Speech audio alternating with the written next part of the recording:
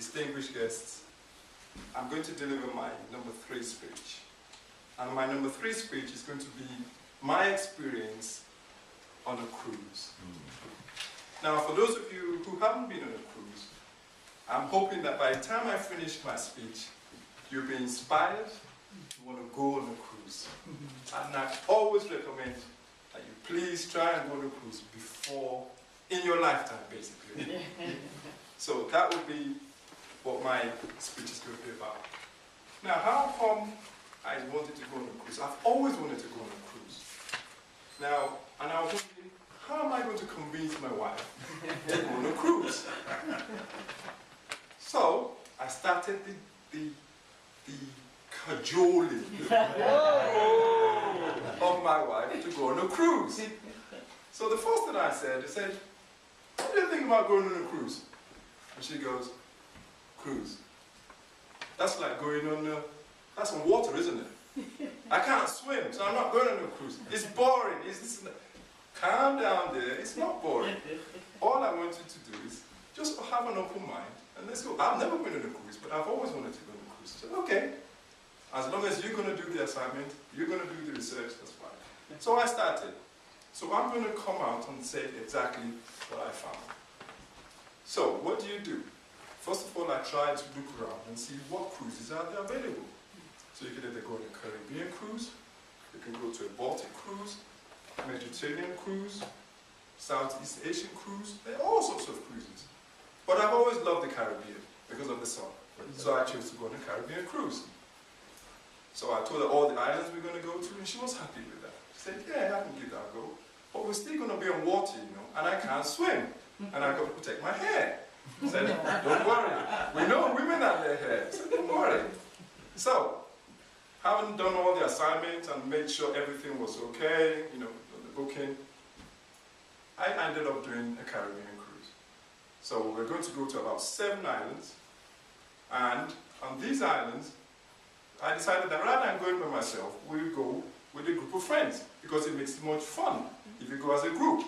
So we managed to get some more groups, some more friends, and we were about 8 in total. So we decided that we set off. And the first destination was Barbados. So you have to fly all the way to Barbados. So go to Barbados and then go on the cruise. So now, what you then have to do is you go onto the cruise. Now, you get onto the ship, and basically all I keep telling my wife is this. Just imagine a cruise as a floating hotel. It's basically a floating hotel with everything you need. You wouldn't even know that you're in a hotel once you set up. She said, okay, I'm still not convinced, but I've cajoled her to come on the cruise. So she was happy with that. So the journey was so far so good. But what I'm trying to say here is, I want people to have an open mind as to what a cruise is all about. Because you have the perception that cruises is for old people. Cruises is for people who are retired, who have nothing much to do. They've got a lot of money, and all they want to do is this. But that's not the case. Because what you do find out also is that with a cruise, you find that it's not as expensive as you think it is. And what you then do is, if you go as a group, you can spread the cost. And then the other good advantage about going on a cruise is, if you want to go to different islands or different countries, you go on this cruise, and because you're going to do a one-day excursion on all these different cruises, you can have a feel of the country or the island that you think, okay, I love this place. So actually, you know what? Maybe next time I'm actually going to book a holiday to this country, which is exactly what we did. So, having done that, we've gone on the cruise. The ship was set sail. We moved from St. Lucia. We went from Barbados to St. Lucia. From St. Lucia, we went to Antigua. Basically, we went to quite a few islands. But what I'm also trying to bring across is that there are so many things and activities you can do on board. You can go to the theater. You could actually go to the cinema. If you're going with children, because there's also family, with kids, there's activities for them on another deck. So where you can enjoy yourself. And I'm sure those of you who've been on a cruise, you know that it's also your lover's corner, where you can actually, just me and my wife, me and my partner, you can do what you need to do in your own separate compartment. Now, the other thing also, which my wife was really worried about, is she loves plantain. And For those of you who don't know what plantain is basically just like a banana, but you can fry it and all that kind of stuff. I said, look, don't worry, you will get all that on board. But I didn't tell her. So, you know, and she likes peppery food also. Yes. Don't worry, you can get this on board. But anyway, she got some plantain, but it wasn't the same. But what I'm trying to say here also again is being on a cruise is fun. Things like seasickness that we all complain about, you never experience it. Because the ships of nowadays, they're so stabilized that you wouldn't actually feel the sea moving up and down. So it was really a good experience.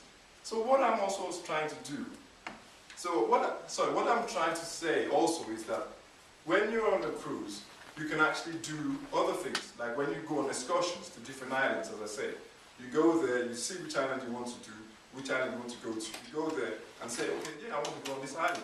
So the next thing you then do is say, okay, I'm going to go as on a holiday to that particular island.